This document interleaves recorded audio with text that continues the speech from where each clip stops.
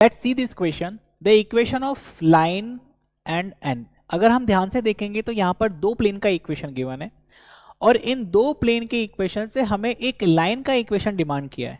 तो बच्चों जब दो प्लेन आपस में इंटरसेक्ट कर रहे हैं, जरूरी नहीं कि वो परपेंडिकुलर इंटरसेक्ट कर रहे हैं, वो किसी भी तरीके से इंटरसेक्ट करेंगे तो हमें एक लाइन मिलेगी। तो इस केस में जब भी हमें दो प्लेन से एक लाइन निकालना होता है तब हम क्या करते हैं, put z is equals to k and then find x and y in terms of k. Simple, find x and y in terms of k. समझो कैसे। प्लेन वन क्या दे रखा है, x plus y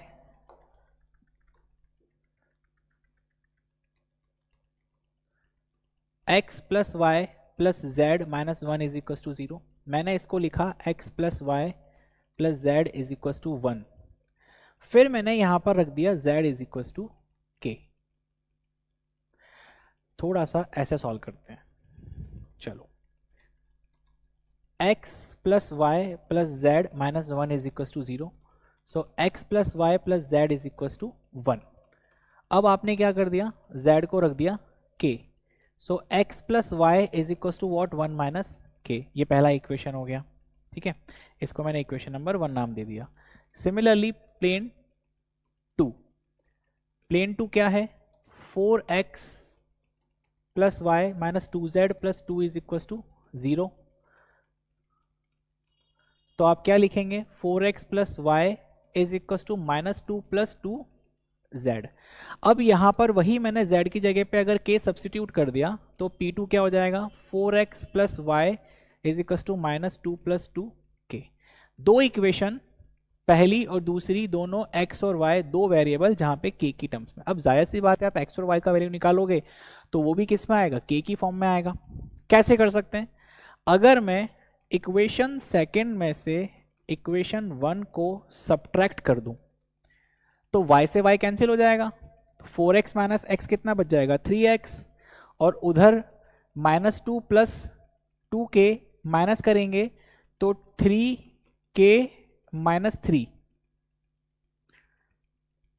minus 2 plus 2k minus करेंगे तो 2k minus of minus के 3k, minus 2 minus 1 minus 3, 3 cancel कर दो तो x is equal to k minus 1। इसको इक्वेशन नंबर 3 नाम दे दो। अगर x की वैल्यू को आप किसी भी इक्वेशन 1 या 2 में सब्स्टिट्यूट करेंगे तो आपको y का वैल्यू मिल जाएगा। तो y कितना हो जाएगा, 1 minus k minus x, x कितना है, k माइनस 1, तो y कितना हो गया, 2 minus 2k। z is equal to k, x equal to k minus 1, y is equal to 2 minus 2k।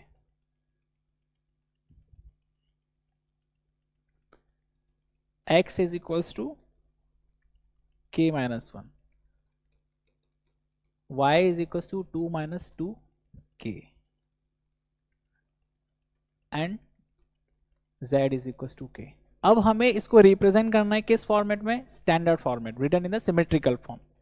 तो बच्चा क्या हम 1 को इधर लाके इज इक्वल टू k लिख सकते हैं, क्या हम y minus 2 is equal to minus 2k लिख सकते हैं, और z minus 0 is equal to k लिख सकते हैं। अभी भी अगर मुझे k तीनों तरफ बराबर चाहिए तो मैं x plus 1 by 1 is equal to k, y minus 2 by minus 2 is equal to k, z minus 0 by 1 is equal to k। और एक साथ में अगर लिखना चाहें,